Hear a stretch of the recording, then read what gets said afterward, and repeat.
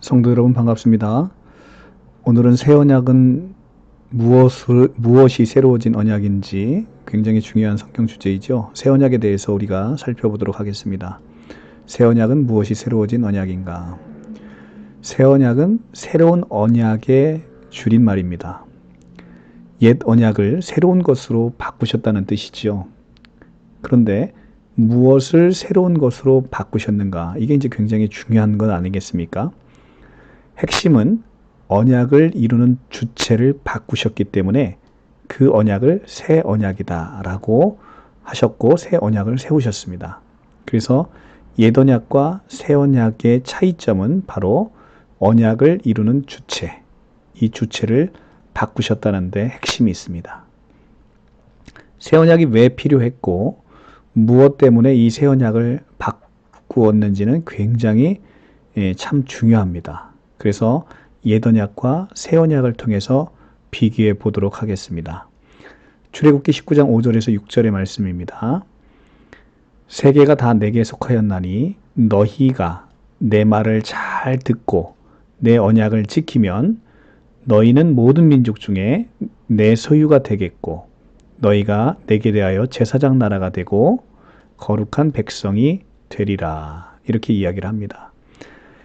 하나님의 소유가 되고 하나님의 나라의 제사장이 되고 하나님의 나라의 백성이 되는 가장 중요한 이유를 언약으로 세우셨는데 이것이 바로 모세가 출애굽 이후에 시내산에서 받은 언약의 핵심입니다. 옛 언약의 핵심인데 바로 너희가 내 말을 잘 듣고 언약을 지키면 이라는 조건부 언약이고 행위 언약입니다.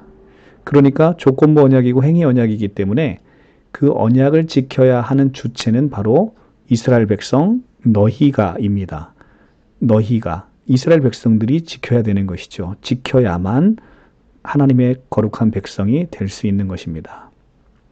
그런데 우리가 구약 성경을 통해서 쭉 알겠습니다만 이스라엘 백성들이 이 하나님의 첫 언약 너희가 언약을 지키면이라는 이 언약을 지켰습니까? 그렇지 못했지요.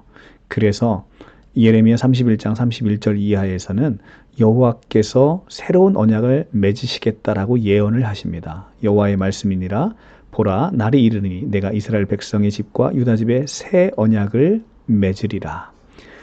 그런데 이 새 언약을 맺겠는데 이 언약은 내가 그들의 조상들의 손을 잡고 애굽 땅에서 인도하여 내던 날에 맺은 것 이것이 옛 언약이죠. 이 맺은 언약과는 같지 않답니다. 다르다는 것이죠. 옛 언약과 새 언약은 다르답니다. 그럼 무엇이 다른지를 우리는 살펴봐야 되는 것이죠. 내가 그들의 남편이 되었어도 그들이 내 첫 언약, 옛 언약을 깨뜨렸다 이겁니다. 하나님께서 그들의 남편이 되었어도 이 첫 언약을 지키지 못했대요. 그러나 그날 후에 내가 첫 언약 이스라엘 백성들이 그 첫 언약을 깨뜨렸을 때 그날 후에 내가 이스라엘 집과 맺을 언약은 이러하니 이제 새 언약입니다. 곧 내가 나의 법을 그들 속에 둔답니다. 자, 여호와께서 그냥 하나님의 율법을 지키라고 주시는 게 아니라 율법을 그들의 속에 그냥 두신답니다. 그리고 그들의 마음에 기록하여 하나님께서는 그들의 하나님이 되고 그들은 그냥 백성이 된답니다. 하나님께서 그냥 자신의 법을 그들의 마음속에 둬서 그냥 아무 조건 없이 여기에는 어떤 조건도 없다는 거죠. 어떤 조건도 없다는 것입니다. 그냥 나는 그들의 하나님이 되고 그들은 내 백성이 된다. 우리가 하나님의 백성이 되는데 어떤 조건도 없어졌다는 거예요. 이것이 바로 새 언약의 핵심입니다. 그래서 새 언약은 히브리서 8장 7절에서 13절을 예레미야 31장 31절 이하를 인용하면서 기재하고 있는데 이게 히브리서에서 그래서 첫 언약의 실체를 새 언약의 실체를 가장 잘 나타내고 있습니다. 히브리서 8장 7절에서 13절입니다.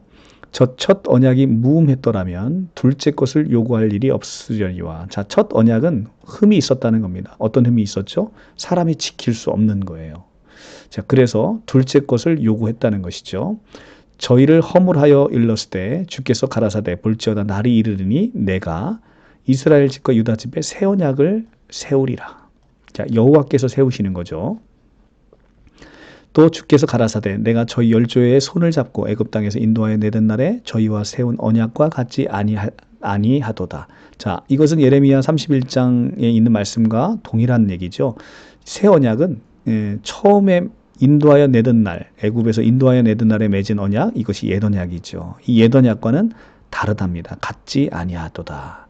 저희는 내 언약 안에 머물러 있지 아니하므로 내가 저희를 돌보지 아니하였노라. 또 주께서 가라사대 그날 후에 내가 하나님께서 이스라엘 집에 세울 언약은 이것이니 내 법을 저희 생각에 두고 저희 마음에 이것을 기록하리라. 그냥 강제적으로 하나님께서 두신다는 거예요.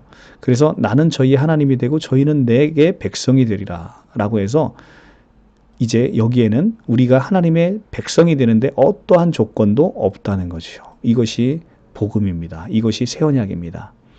그래서 또 각자 자기 나라 사람과 각각 자기 형제를 가르쳐 이르기를 주를 알라 하지 아니할 것은 저희가 작은 자로부터 큰 자까지 다 나를 알미라.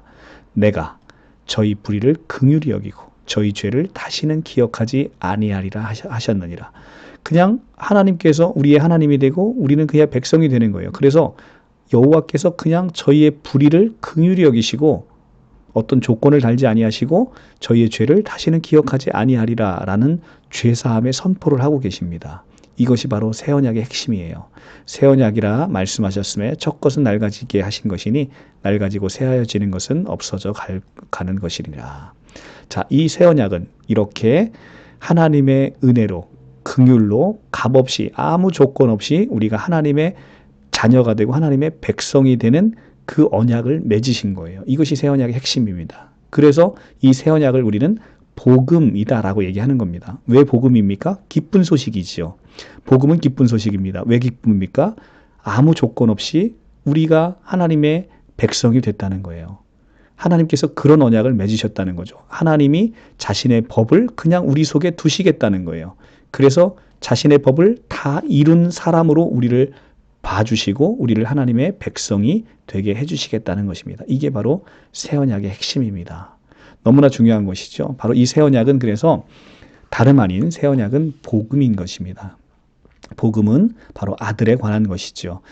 새 언약이 무엇인지에 대해서 다음 시간에 좀 더 깊이 보도록 하겠습니다. 감사합니다.